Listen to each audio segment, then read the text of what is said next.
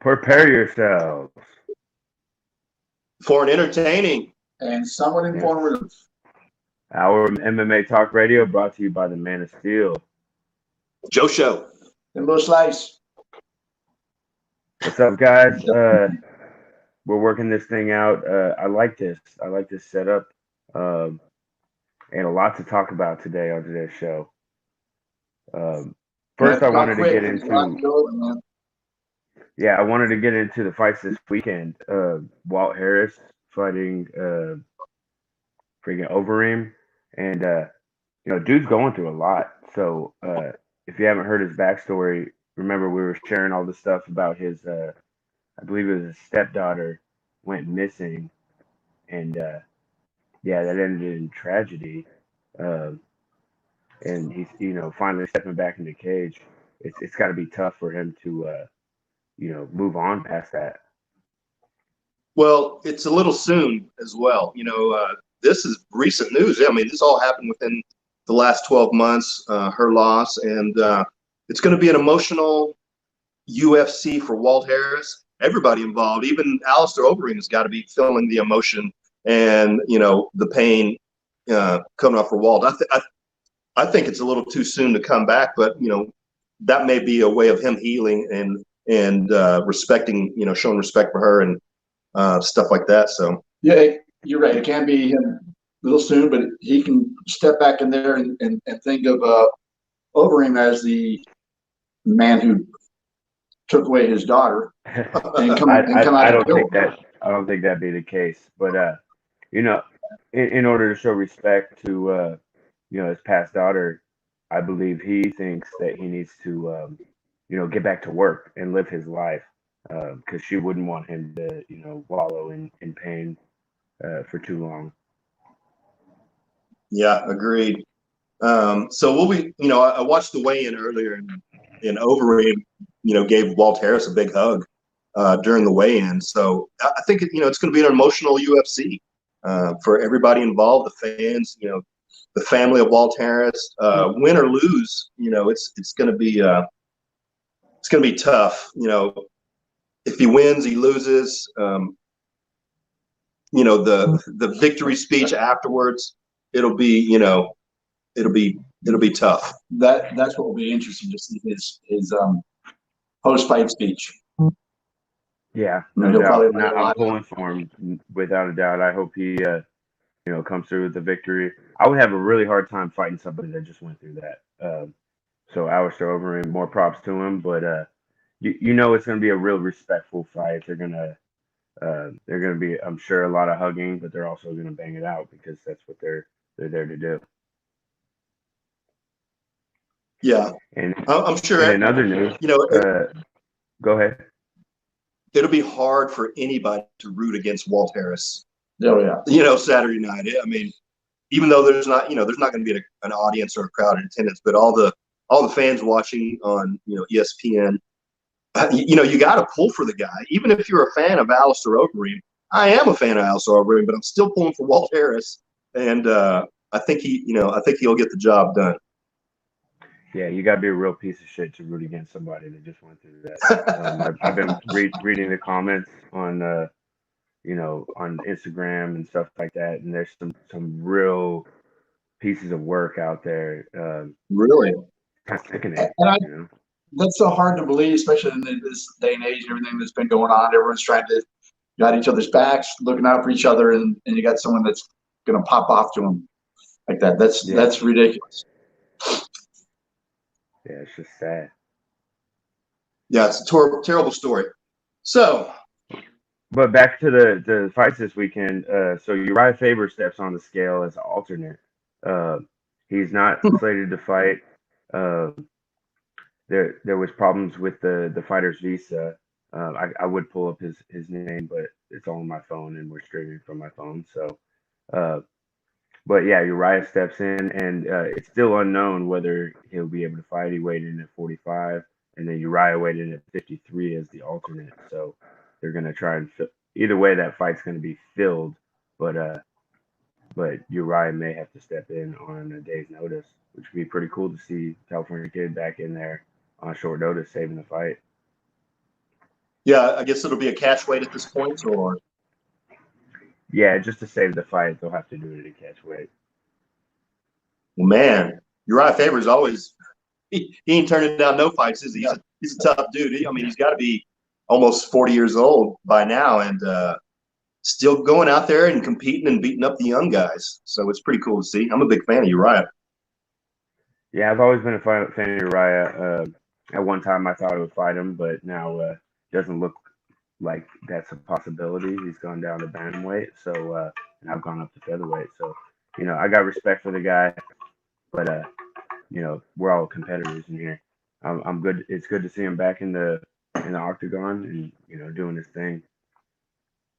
So he's obviously been in camp or training and doing something like for him to be able to step in on short notice. I hadn't heard that. So yeah, he was actually there to corner one of his teammates, and he found out there was an issue, and apparently, he's been fighting at 35, so at 153, he didn't really have to. He's probably walking at 153. He's a real short guy, so.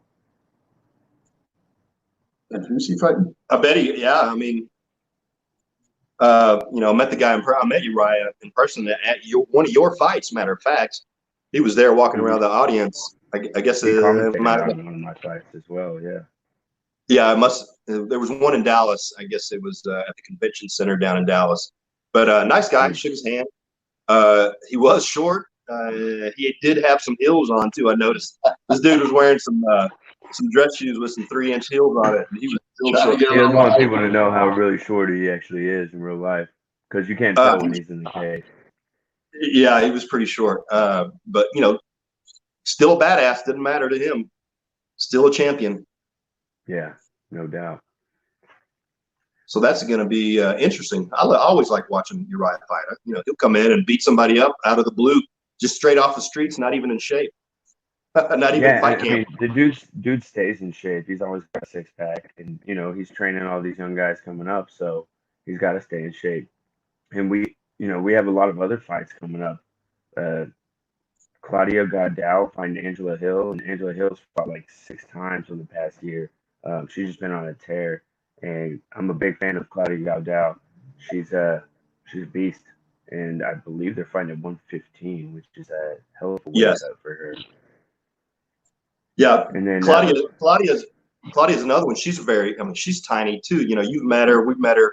When you were fighting in Vegas, we actually rode up the elevator with her, and she was probably 5 foot tall, 5'1". It's interesting when you get that close and you're standing with them. I think what you see on TV and seeing them in the cage, they look so big, and you stand next to them and you're looking down. It's like, man, she Dude, puts I on get a it show. all the time when they see me in real life. They're like, "Man, you're tiny. I thought you would be big." I was like, "Dude, I fight at 145." Shit. Yeah. So I'm pulling for Claudia on this one. I'm not a big fan of her. I'm definitely pulling for Claudia, but Angela Hill's got some mean elbows in Muay Thai, so that'll be a real fun one to watch. And I think the height, the reach difference could play the part, but I think Claudia is going to have to stay in. She's a shorter fighter. She's going to have to get in close and probably work it on the ground. It's going to be interesting to see. I'm excited about that fight. Yeah, that'll be a good one. We also got Darren Elkins. Not a big name. He's been around for a while. Kevin Holland's fighting Anthony Hernandez on the card. So Kevin Holland, the local guy. He's a clown in there, likes to have a good time and play. And he likes to have a good time no matter if he's in the cage or not. Yeah. He's always having a good time. Matt Brown is fighting. Remember the Hellbow on Diego Sanchez? The Immortal. The Immortal Matt Brown. So he's always entertaining as well. And those will be on earlier in the evening. So make sure you tune in early.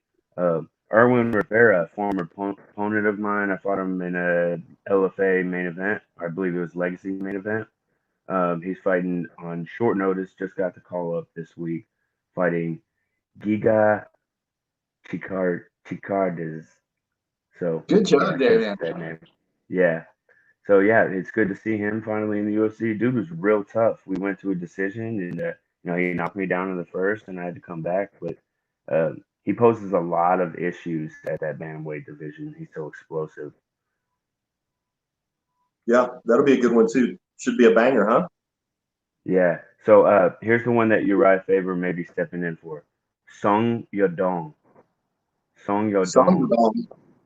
Song Yadong is having the visa issues. They're trying to get it cleared up, so there's still time before tomorrow's fight. He may be able to, but he was slated to fight Marlon Vera, who, if you haven't heard of Marlon Vera, he's a freaking beast. This dude, I mean, yeah, I got nothing else to say. He's a straight Brazilian. There's actually a video of him holding Jason House's hand while he's getting the COVID test of his nose, and he's kept on, shying away from it. It was real comical, and he had to hold his manager's hand, Jason House, while they're putting the thing in his nose, and Jason had to hold the back of his head. They're like, "You want to fight? You have to do this," and he was just freaking out because we don't like to be probed like that. Well, no one's ever had something shoved that far up their nose to touch the back of the front of their brain. Yeah, no shit. Yeah, and this dude's a straight savage. I saw him cutting weight. I believe it was one of the fights I fought on. It was in when I fought Matt Pena. It was in Smashville, and dude's cutting weight, and he's just like spitting on the elevator floor. I'm just like, God, like the dude's a freaking savage. I wouldn't do all that, but he's from Brazil, and I can't really hold it against him because he probably doesn't know the etiquette. But around here that's rude. But he's just a savage. That would be rude about anywhere. Spitting on the floor in a public place, yeah, that's pretty gross. Yeah, not cool, bro. Dude, the more I look at this card, it's freaking stacked. So Marlon Vera might fight Uriah Faber. If not, he'll fight Song Yadong. And Eric Anders is fighting.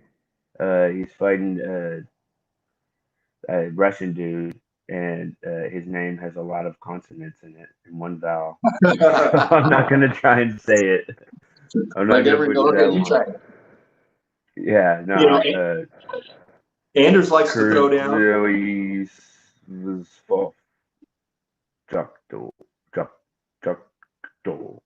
Yeah. So I tried. You're welcome. Perfect. got it perfect. Anders is a tough guy. He likes to throw down too. He's got an up and down record, but he's the one that was 13-4. 13-4. So I mean, that ain't bad. Yeah, he's a former NFL player. He's just a freak athlete. Right. When these professional athletes, say you got a high level basketball player or football player, they have these attributes that you give them a little bit of training and they'll be extremely dangerous. Like you see with Greg Hardy, the way he's come up the game so quick. It's because they know how to be a high level athlete and they know how to be in the moment and be in their body and not just in their head. So obviously MMA training is completely different. In my opinion, it's much harder because something like football, you go sprint for 20 seconds tops, maybe 30 seconds, and then you get 30 seconds to a minute break.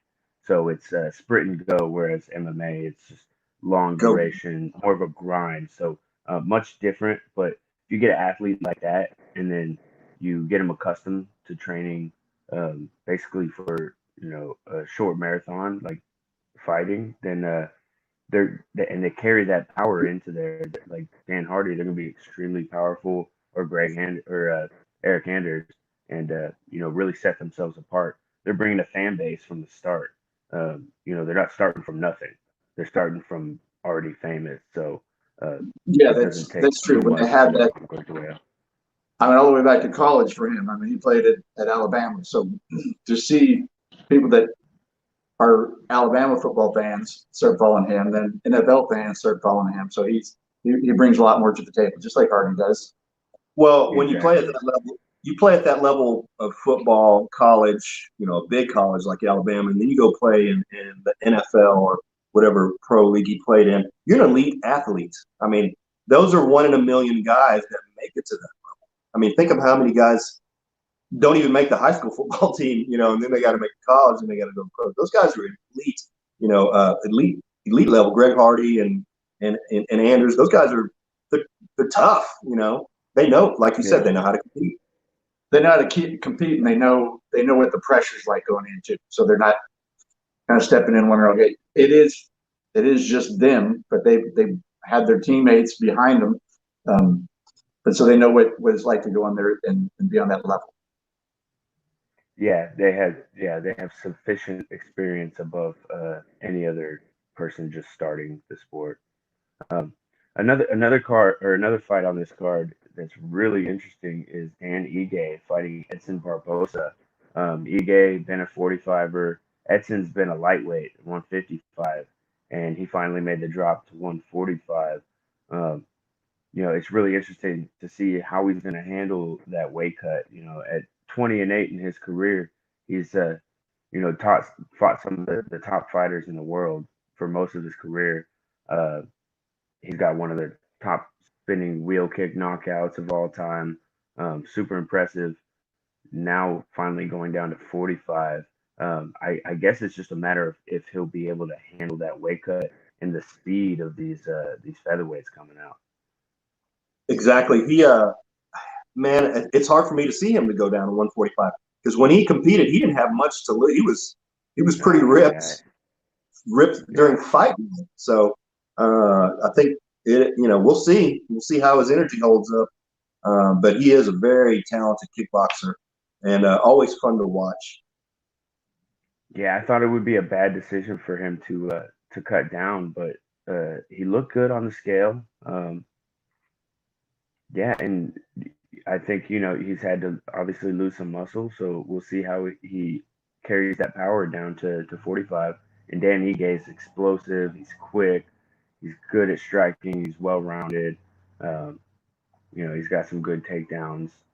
Haven't seen too much of him on the ground, but that makes it look like it's going to be either a stand up fight or Ige is going to have to mix in the takedowns to get Edson Barbosa off his game and not able to unload with his kicks. Because in just a straight stand up match, that's just asking for it. I think Ige's got to mix it up in this fight. Well, and you don't know how much Barboza was cutting to make 55. He may have been only cutting 5 pounds to make 55. He may just not be a really big dude. So he may come out looking good, man. Come out, he's going to show up at 155 tonight or Saturday night. Excuse me. Yeah, he's going to put that back on. So you're right. You wonder how much did he really has he cut before? How much did he have to cut this time? It's a lot of that prep beforehand. I mean, so you're not cutting. Wait, isn't there a percentage you're allowed to cut now? Yeah, and that's what it comes down to is that preparation before time. You have to get your body so used to freaking like letting go of the weight because at some point your body just wants to hold on to it. If you're not just, I mean, when I'm cutting to 45, I'm used to sweating out 10 pounds a day. If I went and sweat 10 pounds right now, I would feel like shit. But if I went and, went through a camp, 10 pounds is like a training session at that point. So, yeah, you definitely have to be in shape and be ready for that type of weight cut. I don't see how you cut that much weight without completely going in, cramps all over your body, muscle cramps, and that'd be the worst, right? Yeah, you have to train your body past that point and deplete yourself of sodium and low carbs because these type of things hold on to water. And once you train your body, then it'll just let go. Your muscles won't tighten up when you cut the weight. But if you try to do it just like if I try to make weight today, then I'm going to be dealing with a lot of cramping issues because my body's just not prepared for that. Ah, okay. Tricks of the trade. Tricks of the trade. Yeah, I'm sharing too much. I got to keep some of this shit to myself. Yeah, but very informative. Somewhat informative. Yeah. So getting to the pass cards, like really looking forward to this one. It'll be on ESPN. So yeah, make sure you check with your provider. And I don't have ESPN. I have the app. I wish that it was all on the app, but I'll figure that out for myself.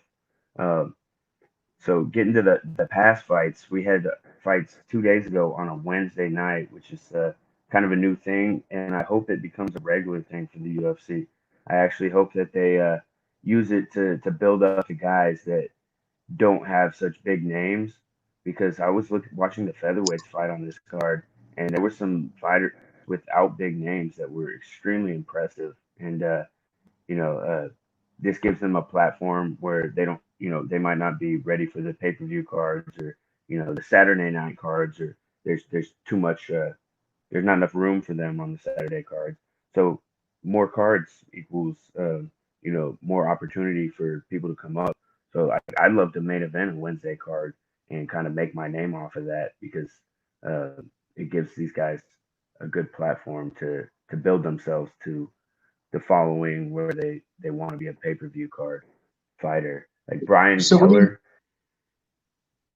what do Say you think the again. numbers were then on that? I mean, how many people really watched on a Wednesday night? That you just did Um, a great card on Saturday. Now you're doing another fight midweek. I it was understand the because only based off of sporting event. It was the only live sporting event on TV. So I'd say everybody, well, it was on ESPN Plus, but everybody that's craving for some, live sports had to have tuned in.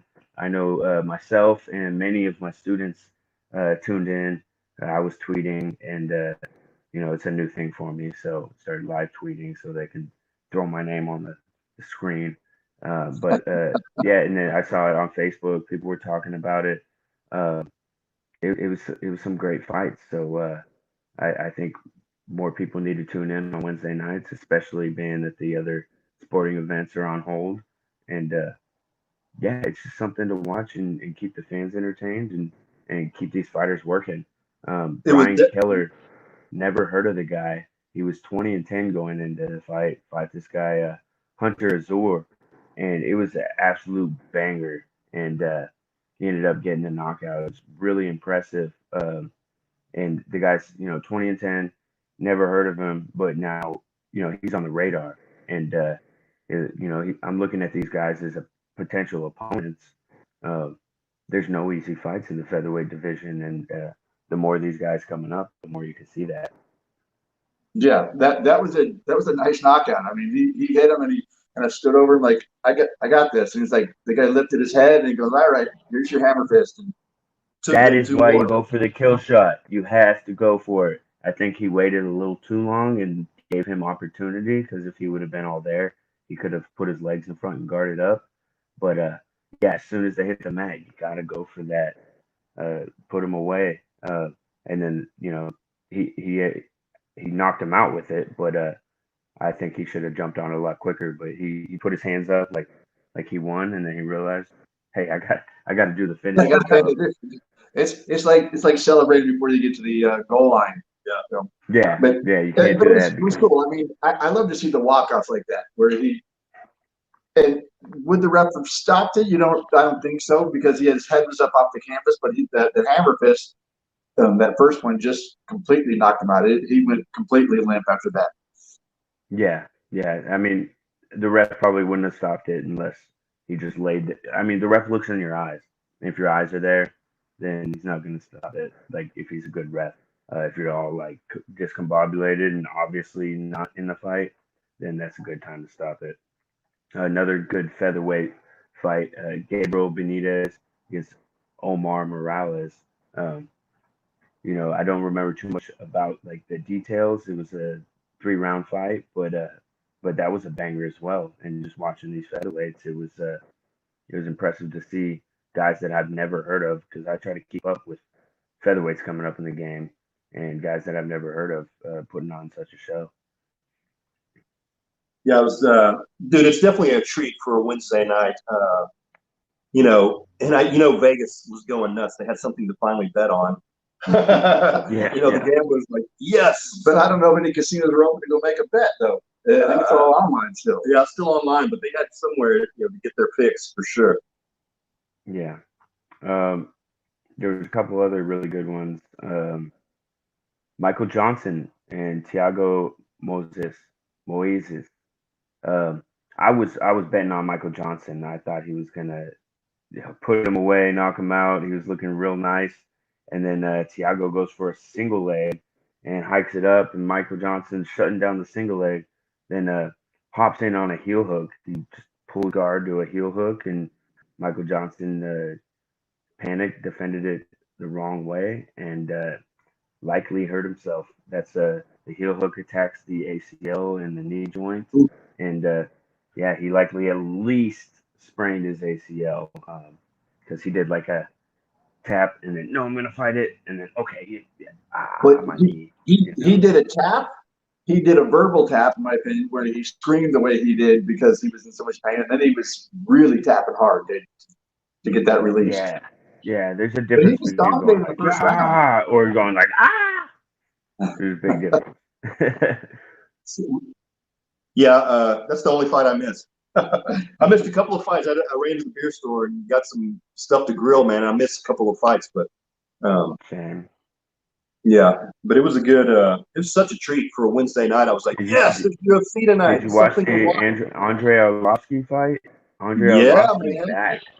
He is back. He looked pretty good, and he didn't look like a lot of the old school vets look. You know, he's been knocked out in his career, but he's also taken a lot of time off in between his knockouts. And you know, like I said with my theory, if you give your brain proper time to heal and do the right therapies, then you'll be all right in the long run. And he seems like he's all there. He took some good shots, and you know, none of them seem to really phase him too much. So, you know, he's back in the game, and he was actually the highest paid fighter on the card. So, All right. props to him.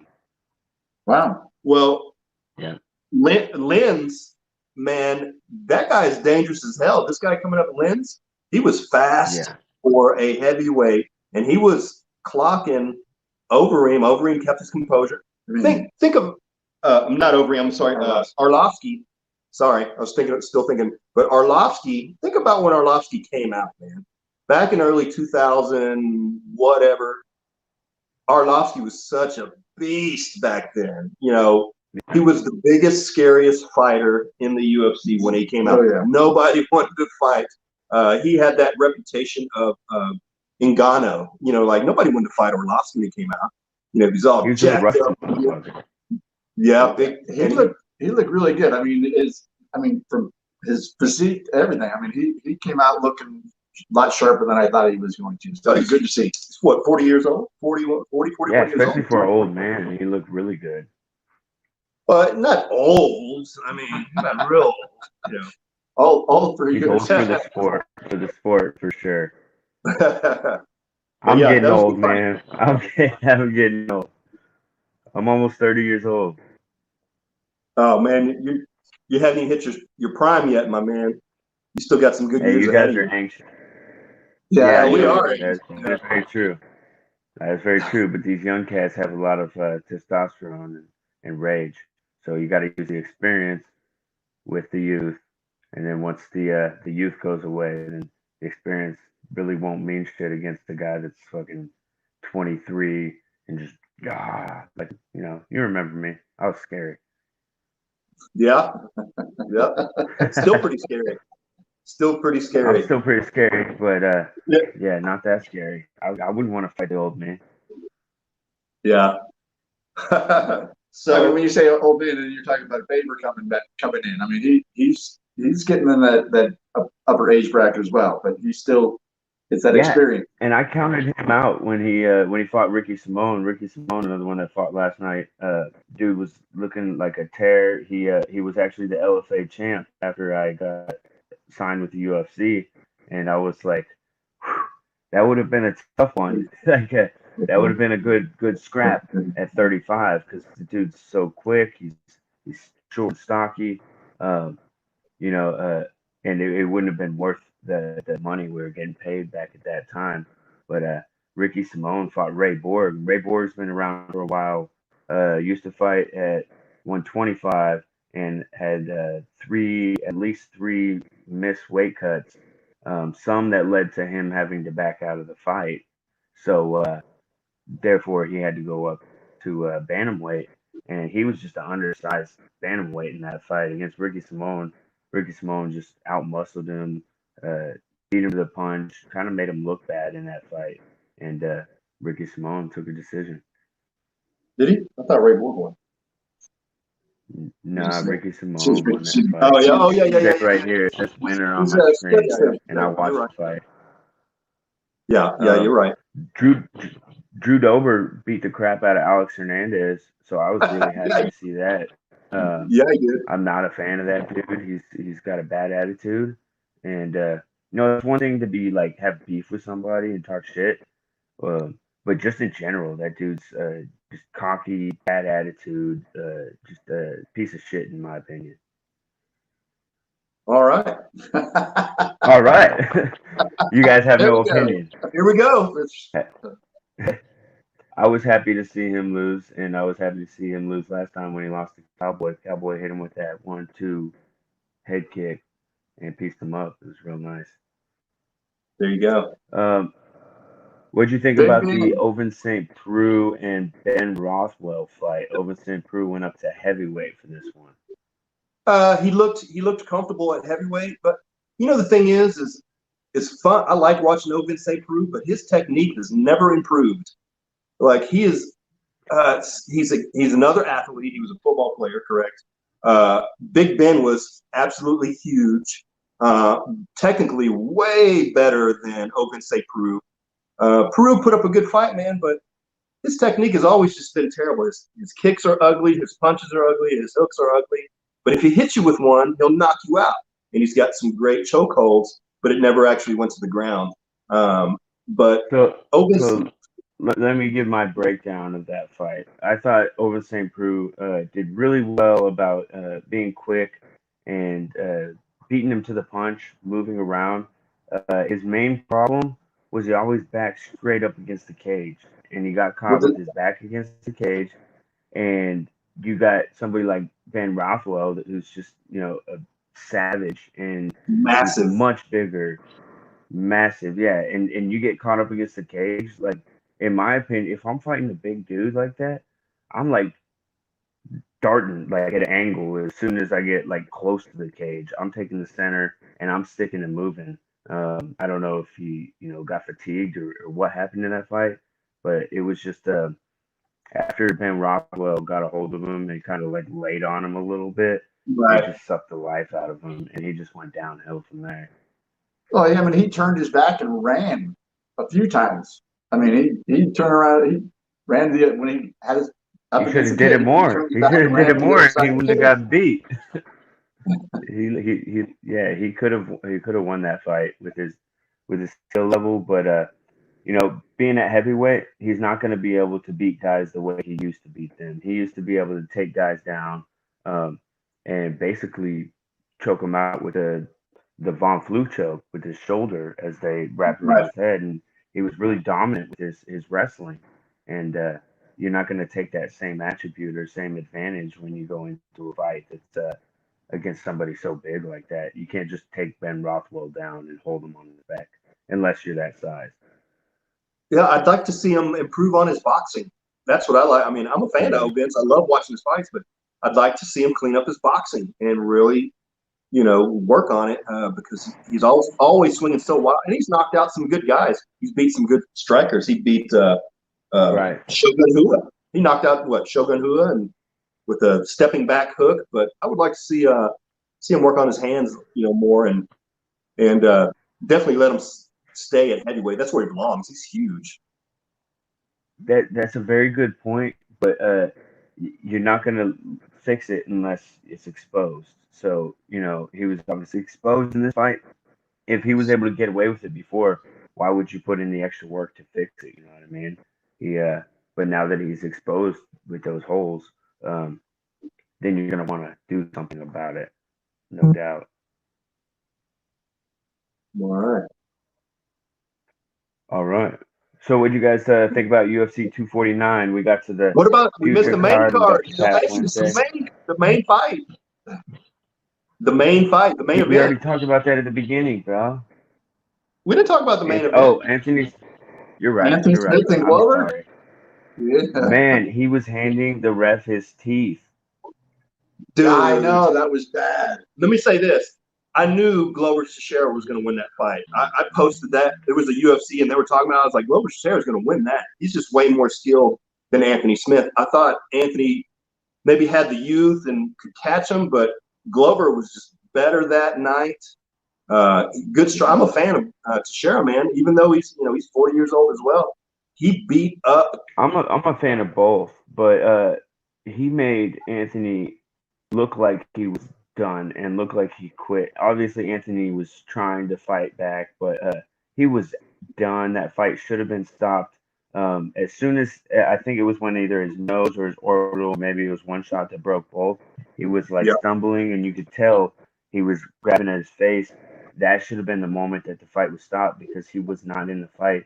And then he took more damage, got his teeth knocked out, and then he was back in the fight. It was like, but he wasn't back in it. He was surviving. Um, I think there was a time that it should have been stopped, and then by the time Anthony got his composure about him, then it was too late to stop it. Like you can't stop it when he's like absolutely defending himself. And then Glover just kind of, I think he felt bad for him. He didn't want to really keep pouncing on him. He hopped on back control, and he could have just hit him with like 2, 3 more shots and had the fight called off, which ended up leading to a lot more damage.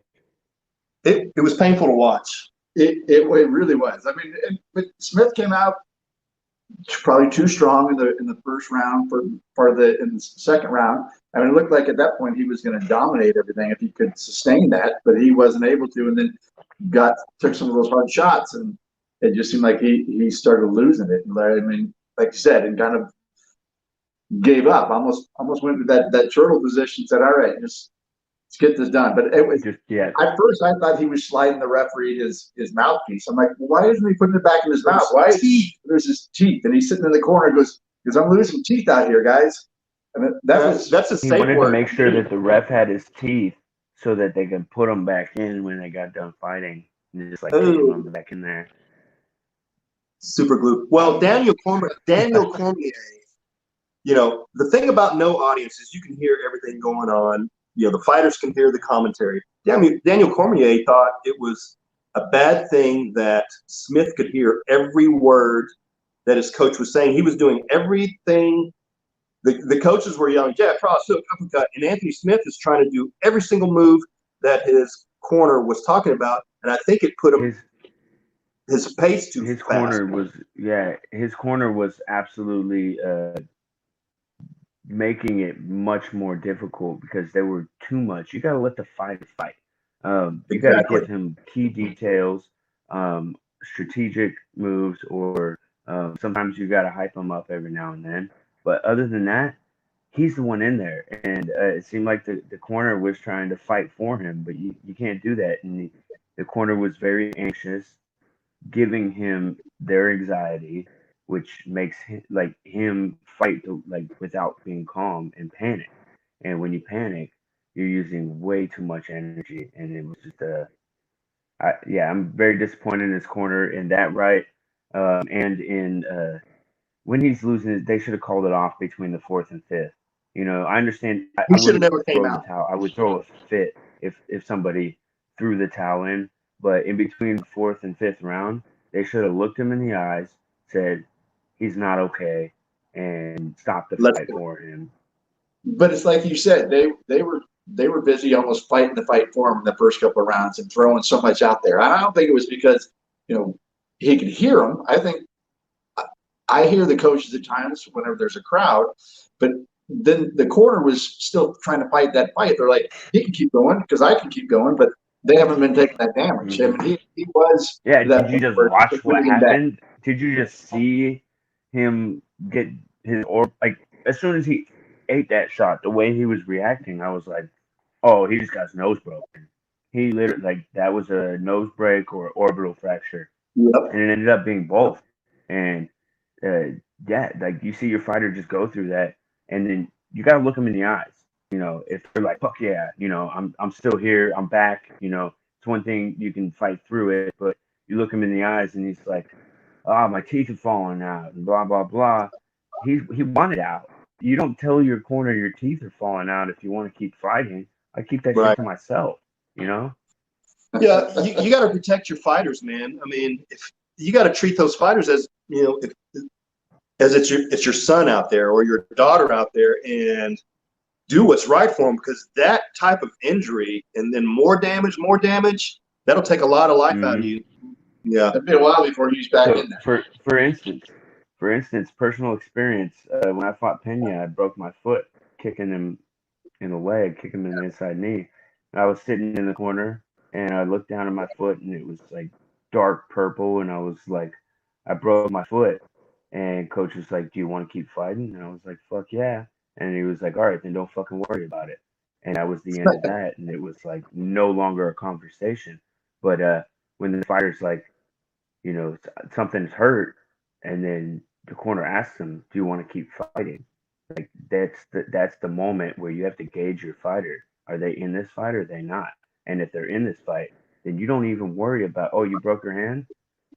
Don't fucking think about it. Don't worry about it. If you want to keep fighting, then you cannot make that an issue. Otherwise, that'll lead to your downfall. You'll be like, oh, my hand's hurt, and then you keep thinking about it, and that'll lead to your demise. It's just like, we all have kids. When our kids were young and they fall down and they're bleeding a little bit, do you make a big deal about it? It's like, you're fine. And you tell them to brush it off so they keep going. If you make a big deal of it, they start getting hysterical. Oh, my baby, my baby. Yeah. My mom does that. I'm like, shut up, Mom. You're gonna make my baby. He's tough. He's not losing a lot of blood. I'm telling my mom to shut up. Sometimes. Hey man, your studio looks good in there. Thanks, man. I'm working on it. I'm actually going to be moving to a house here in the next couple of weeks, and then I'll have a legit studio. So, yeah. Without saying too much, yeah, we're gonna have a real studio for this, and then another podcast that I'm working on, and some other stuff that I'm working on that you don't get to hear about. Exciting! Wow. I can't wait to come check out the new spot. And now we don't have any of the inside scoop. I feel like you guys have been MIA for a whole week. You know me, I move fast. We've been MIA. Yeah, we're right here. Wait a minute. Hey, I've been making moves, making money moves. I hear you've already been up and about in the McKinney area, but I'm like, through the grapevine, I heard you around. He's not telling. Who's dropping the dime? Well, yeah. So it's time to cut him. Yeah. All right. So UFC 249 was an absolute hit. Over 700,000 pay-per-views. I bought it myself so I could watch it on my phone. Ferguson versus Gaethje. It was everything we wanted and more. I was excited to watch those two square off, and Gaethje looked freaking clean. He has a reputation for being like a banger and taking one to give one, and getting rocked and coming back. And he went out there, fought 5 rounds into the 5th round, and he took a little bit of damage, but for a 5-round fight, he looked clean. He did. He doesn't mark up very much. He did take some shots, but he took some good, got clocked pretty good and took some head kicks. He got hit with that uppercut, and he got wobbled at the end of the 2nd or 3rd, but he had plenty of time to recover, and he changed up his approach a little bit. Now, if that uppercut would have landed a minute earlier, we may be talking a different story today. Yeah, it could have been the finish. Like Ferguson's a killer; he would have jumped all over him, and that could have been the end. But I'm just impressed with Gaethje and the way he fought that fight. It was a very smart, tactical approach, and he really made Tony Ferguson look dumb. He made his stand-up look slow, sloppy. He made him turn his back and totally put himself out of position multiple times. He just made Tony Ferguson look human. But those shots, he was dropping some bombs on him. I mean, and to make him look human, it did bring him down a little bit. But Gaethje was just so dominant. I think Gaethje was a lot more dominant of a fighter in this instance. So did it really make Ferguson look bad, or just made Gaethje look that much better? Like he was really on top of his game. He put in a great fight camp, even though he said it was shorter than what he'd like. But then you think Ferguson, he didn't really seem like he wavered from any of that, his weight cut, but his back-to-back weight cuts in a couple of weeks. So that I thought that was going to be an issue for him. I don't think that was. It was just getting outstruck. It may have been an issue, and I think it was too tough for you to notice. Well, at the end of the fight, when they interviewed him, they said, I guess it was Joe Rogan. He asked him about that extended, you know, weight cut. He made weight Yeah, feet, yeah. and Ferguson replied, "Man, he was like, it was a really, really long camp. I think it did take away from him. For one, he made the weight, and then you got to keep on that weight for the next 3 weeks and keep training hard and sparring. I think Yeah, he he looked, was just ready for that to be over with, you know? Like, I mean, I've gone through long camps where you gotta fight that thought in your mind because you just like want to get in there and get it over with. You're just like, I can't wait to be past this so I can go back to living my normal life. Uh, but you you gotta suck it up and live in the moment and enjoy being there. And it's a really hard thing to do, especially when you're going through a camp for that long. yeah. But Gaethje landed some bombs on Ferguson, and Ferguson didn't even blink, man. A lot of those shots would have knocked the normal fighter out.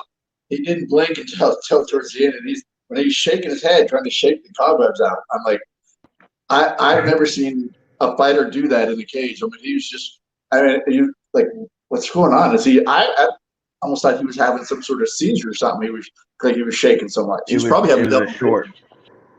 It feels like a electrical short in your brain sometimes when you get rocked or hit certain really hard, and it feels like you ever like hit the TV and it goes like in and out. That's what it Right, right. feels like inside of your brain. So he was probably like trying to get the feeling back, to feel his hands, feel his feet, and get back in his body because there's a disconnect there when you get hit like that. I was glad they stopped that when they did because I at that point I thought I want to see my first death inside the cage. Death, yeah, yeah, that was a good stoppage. Even though he was still standing, he was. You got to save the fighter from himself, and that was a really good stoppage. And Speaking of good stoppages, what do you think about the Henry Cejudo Dominic Cruz stoppage? Um, I'll share uh, my opinion. Dominic Cruz was working his way back to his feet, which means he was intelligently defending himself. This is the UFC, the highest level. This is a world title fight. He's working his way back up to his feet, so he's still in the fight. Yes, he was rocked. Yes, he was hurt. He was eating shots, but he was getting up. He wasn't falling down. He wasn't out of the fight. I thought it was a terrible, terrible stoppage, and Keith Peterson needs to be reprimanded for his I thought it alcohol was a great cigarette abuse. stoppage because when he took that knee, and what's the fighter trying to do? Jump on and do a flurry of punches. And a lot of times Yeah. the ref stops it, even though half those punches might not be landing. I think those punches were right when Peterson started to step in. His left cheek was right down on the canvas. That's when he moved in to No, stop it. no, no. You're wrong. You're wrong. His I his watched it again his this morning. If you watch it from the his other his angle, side was up against the cage and he was working his way up. He wasn't getting chopped down to where when he got hit his face was falling. He was working his way up and he was on the incline coming up. I wish we could pull it up on the screen. I'll fucking show you, you old man. you're wrong. I'll watch it again, pull it up too. hey, the thing about it is, I'm gonna Cruz pull it up looked right like an now. old fighter in there, man. He didn't have the speed he used to. He didn't have the snap he used to. His footwork wasn't what it used to be.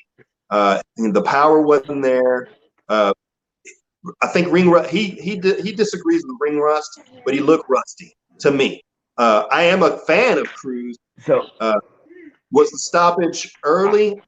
I believe the stoppage was early, Timbo Slice. I'm gonna disagree with you. I think he was on his way up, but the inevitable was going to happen, and he was going to lose that fight anyways. I believe.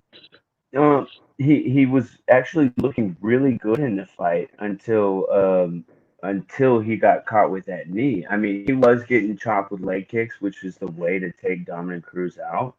But it really looked like it was anybody's fight. Um, yeah, I wish they would have let it keep going because who knows? Maybe he would have got back to his feet and then caught again and then dropped and then you could stop it. But the way it happened, it's like you leave it up in the air when I mean it's a world title fight. Let these guys we signed a contract that says, if we die, we die. Let this guy at least take another shot so he was finished. I mean, this is the guy's legacy. This is Yeah, you they should should have let him. definitely have let him continue. They should have definitely let him go out on a shield. Man, you hear what he was saying about Keith Peterson on? It was on Instagram. Yeah, One of he the said he smell smelled like of booze, cigarettes and booze. liquor. I don't know, so I don't want to comment too much on that. But if I have a ref that they have a one-on-one, they talk to you before the fight and speak about the rules. So if I have a ref coming up to me and he smells like liquor before the fight, I'm not I'm not fighting with him there. I'm going to find the commission. I'm going to make a big deal about it. And he's not reffing my fight. So then why didn't Cruz make a big deal about it beforehand? Because I don't know. I don't know. is he just being a Maybe he bitch? made it up, but I don't think Cruz is that type of fighter to make it up. So I'm watching it now. He's getting hit. He's keeping his head down, and then he puts his head. So I see what you're saying, how his head was on the canvas, but it wasn't getting chopped down. He was putting his head down to kind of defend himself from shots. Because if you put your head down like that, which I don't think is the best, smartest thing to do, See, but putting your head his head, down like that makes it so they have to not hit you in the back of the head. So they have to Right. he didn't start to analyze stand. each shot. He So doesn't it's start not to like stand each up shot is, until Peterson comes in there. Well, And but he's working his way to the cage so that he can stand up. but I mean, he was getting his ass beat into the cage. No, You know, no. He was moving towards the cage. I'm watching it right now. He was yeah. so are we. moving. So he was Boom. methodically. That's how you stand up. You don't stand up in the open ground. It's much harder. You use the cage as a wall to push up against and Well, work he your way turned to back to his your left feet. first. I see what you're saying about his head, but he's hiding his chin is what he's Right. doing. But also, I'm dude, watching it every right now fighter, and analyzing in it. my opinion, I'm not the fighter, that they've been trained when they go down like that, you jump on and you just hit that with that flurry. And I've watched it at times like half those don't land, but they ended up stopping the fight because it looks like they're getting it. It's all about perception. So he did what he's been trained to do, in my opinion. It is And about perception. Well, I would err on the side of the fighter taking a little bit more damage than less damage because I'm a fighter and I know what I signed up for. And if I want the referee to stop the fight if I'm in trouble, then I can say that before the fight. When we have the pre-fight meeting, he's like, "Is there anything you want to know?" And I always tell him, I'm like, "Let me fight. If I'm gonna get finished, let me get really finished because I want to fight. I'm gonna fight." And they appreciate that, and they let me fight. Um, and that's something that Dominic Cruz told him, Keith Peterson before the fight as well. He expressed that in his post-fight statement that he told him that he wanted to fight, and the refs know what we're saying when we say that. Some fighters will be like, "Hey, if I let you know, like." They might be a really elite athlete, but they're like, hey, if I give you this look, that means I'm on out. And I've had conversations with Herb Dean, and he said, there's very few that actually want to take those extra shots to ensure that they're finished, and he appreciates those that tell him that beforehand because those are the real ones. Yeah, I think they should have let it go on and let him go out on the shield. If he was going to get knocked out, let him get knocked out. He wouldn't have had nothing to complain about then. Exactly. There were not. Exactly. If he's gonna get knocked out, let him get knocked out, and then there's nothing to complain about. There's nothing to, yeah. Everybody's he fine would have with still it. bitched I and mean, sure they complained. can He get was on the complaining refs, about the but cigarette smell and the alcohol smell. Yeah, he might have complained about getting knocked out and not the ref jumping in. No, but I'm a fan. I'm a fan of Dominic Cruz. I would like to see him if he's healthy.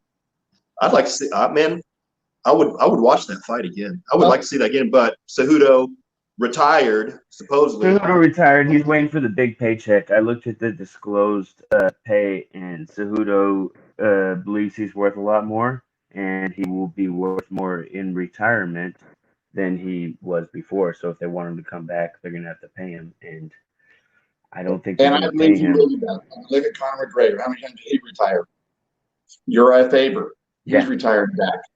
So if he Every would time have you left his retire, your gloves, worth goes up, if he would have left especially his if you're gloves the just in the champ. octagon, then to me it would have been more of He that didn't leave his simple. gloves in the octagon, did he? He did. No, he didn't even take them off. So to me, that was What happened all. to Bushido? It was a show. Yeah. Well, and there was no audience. Well, what'd you think about? Well, I mean, that's a Bushido thing. You leave your it's a respect thing. You leave your rings in the octagon to show that you're disconnecting from that part. You're no longer that person, and you're ready to move on with your life. And he didn't. So he's, to my opinion, he's not done. He'll still. He's waiting for the money. He's waiting for the money. That rematch will be a money rematch if they make it happen. I'd like to see that. So. Oh yeah, it would. Dana, let's get on that. Cejudo versus Dominic Cruz too. So what about the fight before that? The big guys, Francis Ngannou. Man, I was wrong. Holy I was wrong. But you were wrong on who was going to win, but you were right on the way he comes in and watching the replay of how he throws. I mean, he's throwing with his whole body and twist. I mean, he was throwing those exactly right. And when they hit him, it was like boom, boom, dude. If Rosenstruck would have stood his ground instead of backed up and started, if you stood his ground and like made him run into the strike, he could have made him run right into a knockout punch or a jab that would have knocked him out. But I think that's a scary thing, having someone like Ngannou running at you, and he kind of ran out of the way and bam, gets knocked out against the cage. 20 seconds. It was, I mean, it was beautiful, but it was also really ugly at the same time. So but Ngannou, he could do that to anybody in the world. Ngannou could do that too. Yeah, I think Rosenstruck should have just grabbed him. Underhooks, tuck your face into his chest and weather the storm and let some of that heat come out of those punches for a while, and maybe rush on a little bit. Yeah, avoid. But he probably did not expect such a bum rush. It's easy for us to say because we don't have Ngannou rushing after us. I mean, most people, you see that big man coming through. Like you just want to get the hell out of there. Yeah, he's bigger than an NFL linebacker. I mean, this guy is walking around at 250 pounds of muscle, and just obviously big bombs on the, inside those gloves.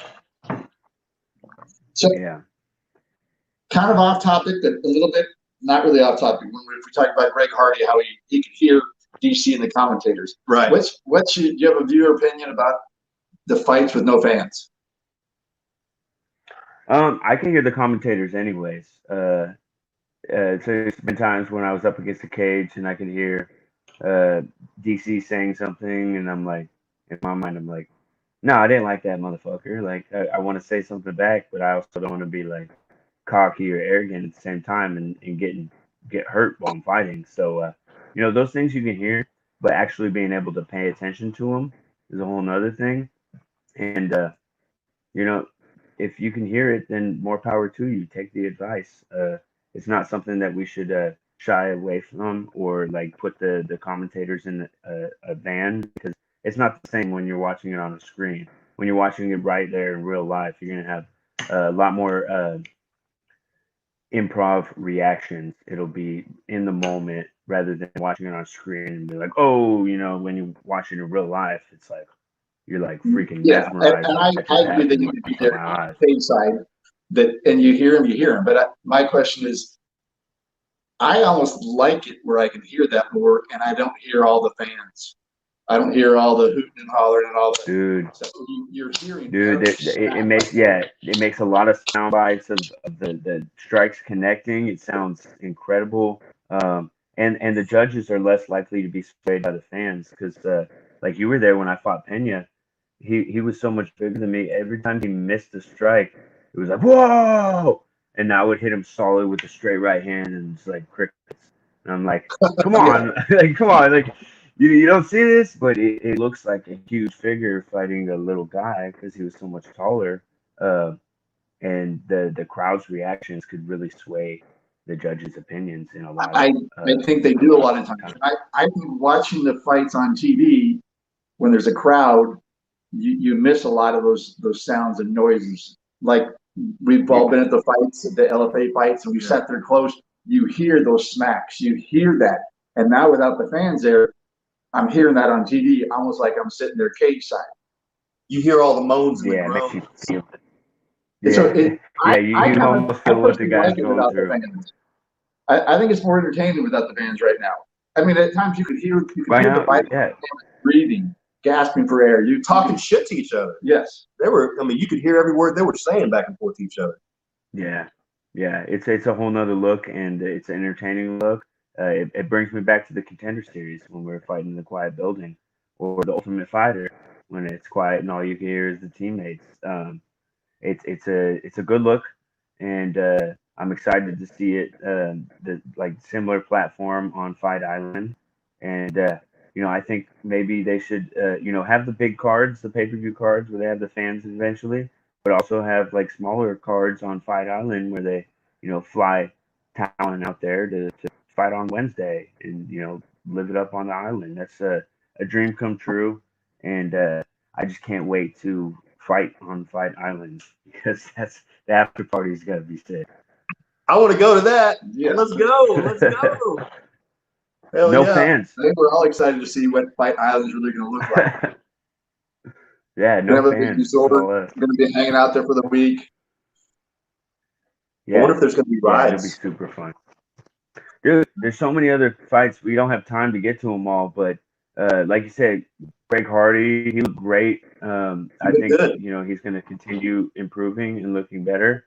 He looked the best he's ever looked. He looked really great against Calvin Kattar, but Calvin Kattar just put it together. It looked like Calvin was behind, but he was looking for that shot, and he caught him with that elbow coming in. And then as soon as he went to the ground, he split him open with the other elbow and put him away. It was real dirty. I was impressed. Calvin Kattar is a force to be reckoned with, and Jeremy Stephens, even though he looked great, he took the L on Saturday night, and you have to see how he bounces back. He lost to Yair Rodriguez, and then he just lost to Kattar pretty viciously. So. That's tough to watch, but I hope he bounces back. Anthony Pettis, Donald Cerrone, great fight. I am sure that Donald Cerrone should have won that fight, but I think Anthony Pettis is younger, and he needed that win more. Donald Cerrone, he could lose his next 5 and still be fine. He's a legend, and he'll always be around.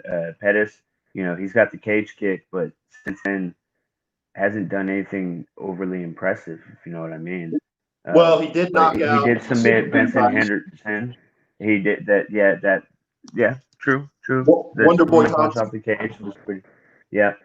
So yeah, he's still relevant, and with a win that puts him right back in the winners column, and solidifies his position where he belongs. Although I felt Donald Cerrone won, I could see why they gave Pettis the win. So, I just want to see Donald Cerrone back in the win column. Yeah, he really didn't take any damage in that fight. Neither one of them, took a lot of damage. They weren't real beat up or lumped up. He was putting combos on him, though. He won that fight. Third round, Cerrone came out and just looked powerful, looked strong. He had the combinations going. He was very dominant in that third. He got the takedowns, everything. Yeah. How did he not win that fight? Who the fuck was judging that fight? A round or two, he would have taken that if it was a 5-round fight. Yeah, I thought he won. Carlo Esparza beat Michelle Waterson. We got to run through this because we're out of time. So, Carlo Esparza, she looked great against Michelle Waterson, although I didn't want to see Karate Hottie go down like that. Olenek, Olenek fought Fabricio Verdum, and Olenek's been around for a long time. Dude's got like almost 60 wins on his record. And I'm happy to see that dude still fighting. I met him in San Antonio, and dude was a really nice, scary Russian dude. And he was super cool. and he's got yeah, he's got basically Ezekiel choke, Nogi Ezekiel choke. It's like a rear naked choke from the front, from the guard or from the mount, and he's got like 3 or 4 of those on his record. Like one of the only guys to do that in the UFC. So yeah, I hope he works his way up the ranks quickly because he's getting old.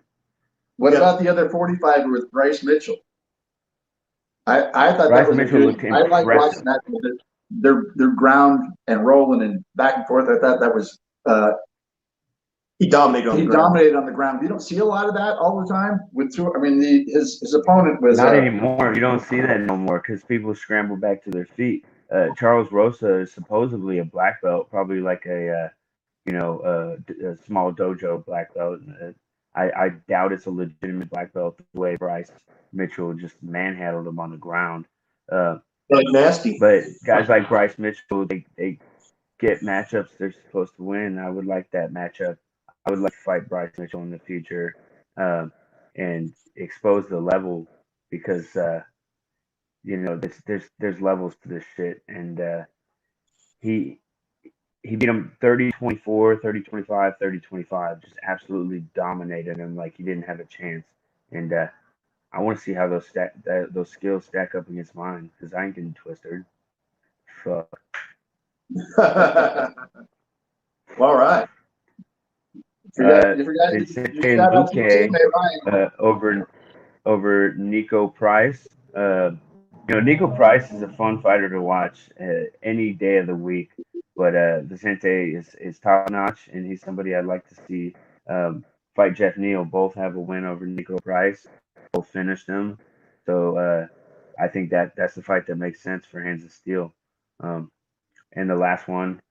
To start the night, it was Ryan Spann and Sam Alvey. Spann got a split decision. I feel like he should have taken Sam Alvey out, but I'm critical. I know Spann in person, and I know what he's capable of. I'm really critical of him, but he fought a good fight, and he got the dub, and that's what matters, right? He got the W, which is great, but he was critical of himself too. Yeah, and he did. Man, he got caught in the 3rd round, towards the end of that round. And he was a little wobbly. Yeah, he was telling me all about it. Yeah, and it was a fun fight to watch. And Sam Alvey, man, he's a tough dude. Man, he's a tough dude, and he's good. Oh, people overlook that guy because he's smiling. Sam Alvey. I would like to see him fight at 85. If he went back down to 85, I think he would stand a chance. Like he's fighting these guys that are way too big for him. He's not giving himself the best chance. Yeah, Spann definitely earned that victory. It was a tough fight. And he looked good, man. He looked good. He used some hands, It was a good fight. Yeah. Congratulations. Without a doubt. So, we could go on for hours, but we only got an hour and we're done. So, thanks for watching. It was good seeing you guys. I'll see you guys next week or beforehand. Tim, I need to borrow your black lights. Please. All right. I don't want to see what those black lights will pick up. I'll talk to you about it next week, but I'm coming. I'll be at your crib next week if that's cool. We'll just do it from your house next Friday. All right. All right. Thanks for tuning in. This is Fight Fit Lifestyle Radio. We'll see y'all next week. See you, man.